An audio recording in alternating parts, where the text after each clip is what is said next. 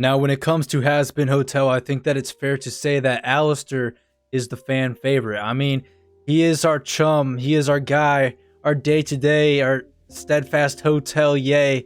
Remember when he fixed that clog? Man, what a guy. And look at him, he's got his iconic bow tie that everybody talks about. He's got the swag on him. He's got the microphone, and he has the teeth, for real.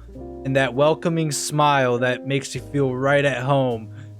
We're talking about Alastor and his deal that he made with Lucifer. I know everybody's talking about how he made a deal with Lilith, but I think that's wrong, and I'm gonna prove it here today. I haven't known a character this interesting to think about since Rick Sanchez. I've been thinking about this guy all the time, all day, every day, because I am obsessed with him. Alright, let's get into it.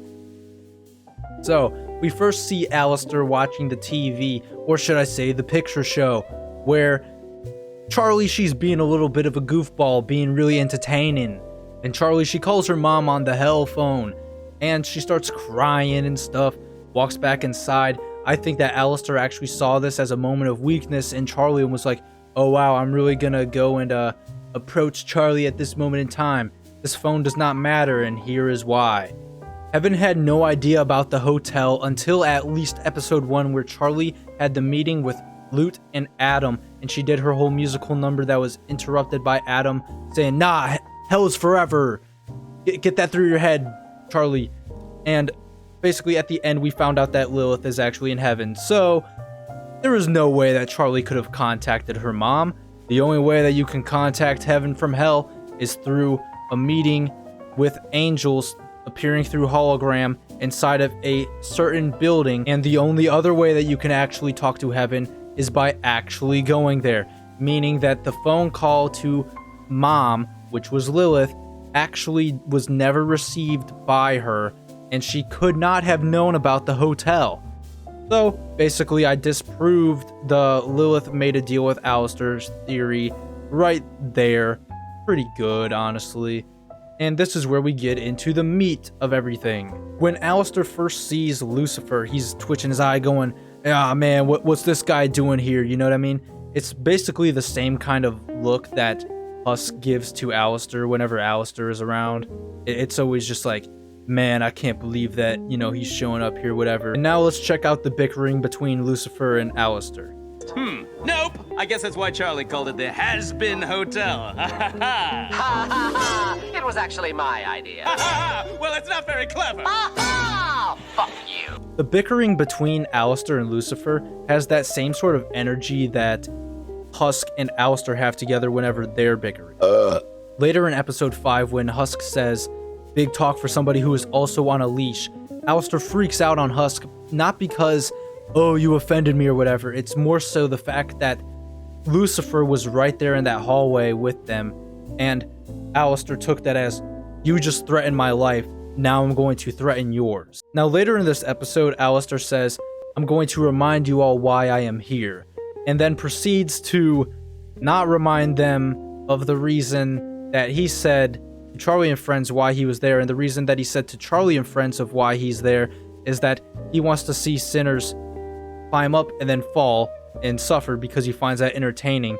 But because Lucifer was there, Alastor said, I'm going to remind you all why I'm here, and then proceeds to protect the place with a much more excessive force. And I would say that Serpentius was a bigger threat to the hotel than the goons that Mimsy brought, and Alastor just effortlessly got rid of Serpentius by opening a giant portal. But in this situation with Lucifer there, Alastor goes much more overboard and much more extreme to let Lucifer know, hey look, see, I'm doing my job, I'm protecting the hotel, you don't actually need to be here watching over me and seeing what I'm doing. Because even Charlie is a bit surprised by this, of thinking like, wow, this is way too excessive, he's never really gets like this ever. And Mimsy thinks it's cool, and Lucifer of course is just like, see, look, there goes my worker doing what he's supposed to do, exactly what I want him to do. This fight scene between Alastor and Adam I think is very important to analyze, so we're just gonna check this out real quick. You lack discipline, control, and worst, you're slow. So Alastor is dodging Adam's attacks the entire time, and he's doing it very effortlessly. I'm gonna wipe that shit-eating grin off your face. This is how Alastor looks right before Adam does Because radio is fucking dead! What just happened? that. And I really don't think that Adam is capable of just doing some sort of power zap away from Alastor, making him lose his power. And I don't think that the staff that he has is the source of Alastor's power at all, because in this scene, he turns into a tar blob and goes away from the battle to save his own life. And I mean, look, this is literally how he looked before Adam did whatever he did. And I don't think that Alastor would have just taken that hit head on. He would have definitely dodged it again or something, instead of whatever this happened here. When this happened, I was thinking, this is just some sort of writer thing. He got nerfed here. But I think that the real reason he got nerfed was because of Lucifer. Lucifer shows up at just the right time where Charlie notices that, hey, look, Adam's still flying about causing mayhem, and Alastor said that he would handle it, but I guess Alastor might be gone. And Lucifer swoops in right away to save Charlie and make sure that she is watching it so that Lucifer can look really cool in front of his daughter. Also, I don't think that Alastor would say, hey, I'm gonna go take care of Adam during this battle if he couldn't handle it. Alastor doesn't seem like the type of guy to go put himself in a suicide mission sort of role. You know, he clearly had it under control and has the capability of taking out Adam until his power is zapped away and Lucifer comes in to steal all the thunder. Once it is revealed to Charlie and friends that Alastor is actually still alive, the only people who are upset that he is Husk and Lucifer. Even Vaggie is happy to see Alastor alive. Lucifer says, get a load of this guy, just kind of being like, oh, whatever, you know, not really caring about his existence, but still showing some sort of, like, significance to him being alive, and the fact of, oh yeah, see, like, he's still going about it, and Husk is just pissed that he still has to be in service to Alastor. In Alastor's pain song, he says, the constraints of my deal surely have a back door. Once I figure out how to unclip my wings, guess who will be pulling all the strings? I take these lyrics a bit more literal in actually giving us an idea of what is truly going on behind the curtains and what is not being said. You know who has wings? Lucifer. You know who doesn't have wings? Lilith. Even in this image where she's floating, she doesn't have wings.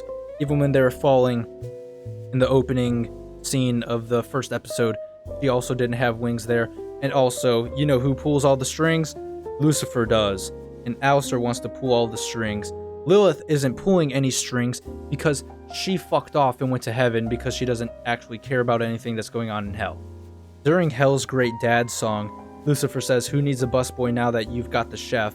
And basically, a chef usually owns the restaurant and is bringing out all the stuff and giving stuff to the busboy in order for the busboy to do his job. The busboy wouldn't be anything without the chef. You know, you get that symbolism, whatever. But he's basically saying that he is the one in charge, cooking up everything, being his powers that he's bestowing onto the busboy, which is Alastor, giving him the ability to actually have a job and do work that the chef demands the busboy to do. I'll rig the game for you because I am the ref.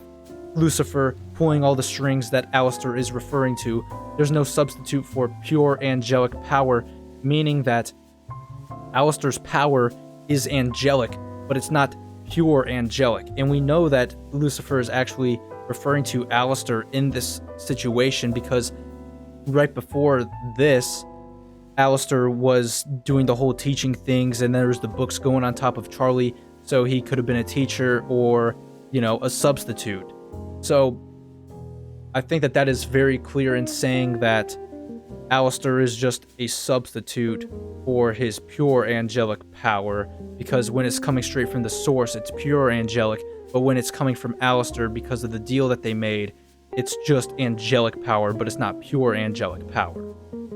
Alastor was the first mortal soul to harness some sort of power to be able to overthrow overlords, and he was doing this overnight. Basically, what I'm saying is that his power came out of nowhere and it was extremely strong, and so it would have had to have come from somebody very powerful, and I think that that person is no other than Lucifer.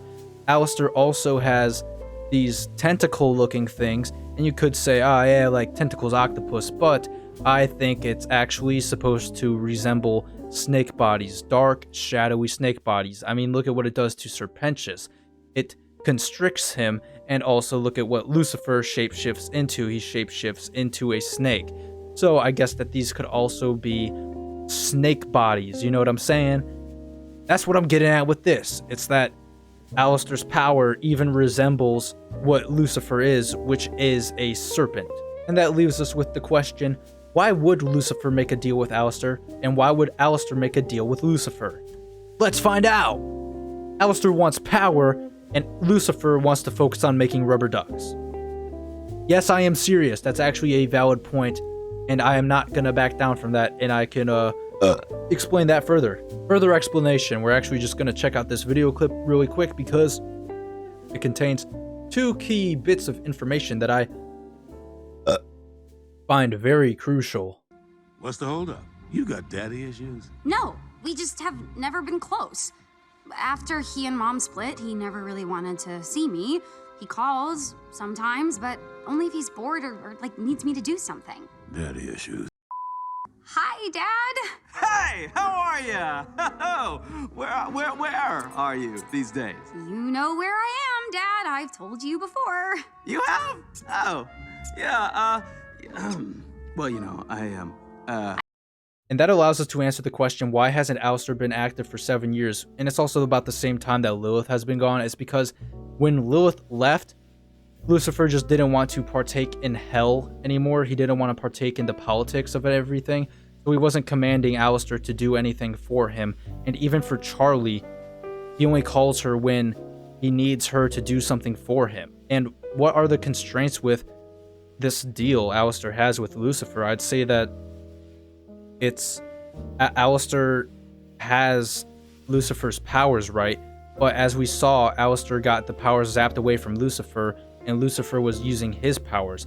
I think that only one of them can use the powers at one time. It's either Alastor using them, or it's Lucifer using them. Because, I don't know. Or maybe they can both use them, but Lucifer can take the powers away from Alastor. That also might be the case as well. When can Alastor use his powers? It's like I said before, it's when Lucifer is commanding him to do something, and in this case of Hazbin Hotel, Alastor being at the hotel, it's Alastor being there to help the hotel succeed and do better, and also protect the hotel. And I think that Lucifer goes into the hotel judging a lot of the things that were added, such as the bar. He knows that Alastor would have added the bar, and that's why he picks on that and makes fun of it. He's like, oh wow, this is what you used your powers for, and what you did with renovations for the hotel. You seriously have all this to use, and yet this is all you've done with it? This is shit. I think that's why he was making fun of it there as well. And why doesn't anyone know about the deal Alastor has with Lucifer? It would look bad on Lucifer's part if he had somebody else doing things for him. And also, I think that Lucifer doesn't want to go around hell just overtaking overlords and partaking in all these politics, because if he was just overthrowing a bunch of people and doing stuff, it makes him look bad. It makes him look like, oh wow, you're so power hungry and people don't like you. And if it's Alastor doing it, then it's just, oh man, Alastor's such a dick. Man, where'd he come from? And also, everybody really liked Lilith because of her songs. And I think that since Lucifer is literally the sin of pride, the embodiment of pride, he wanted people to like him too. So instead of him doing stuff being a dick, he had Alastor doing it for him. And that also ties up for when Lilith left. Lucifer just didn't want to partake in the politics of hell anymore. He wasn't like thinking, oh wow, you know, I'm trying to compete with Lilith for people to like me. He was just I don't care to do anything. I'm not going to have Alastor going around doing stuff for me anymore. And I think that about sums it up, honestly. In conclusion, I strongly believe that Alastor and Lucifer made a deal together.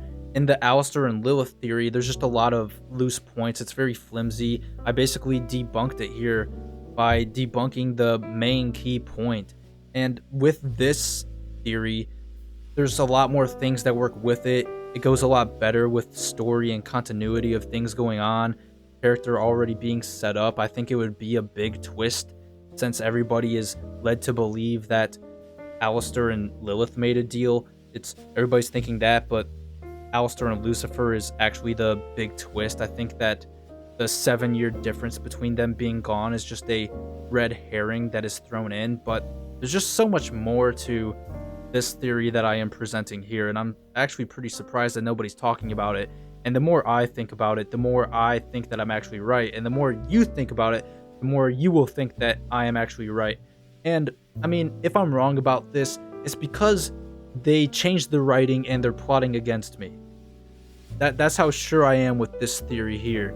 You know, maybe I'm not right about everything, but I'm definitely right about Alastor and Lucifer making a deal together.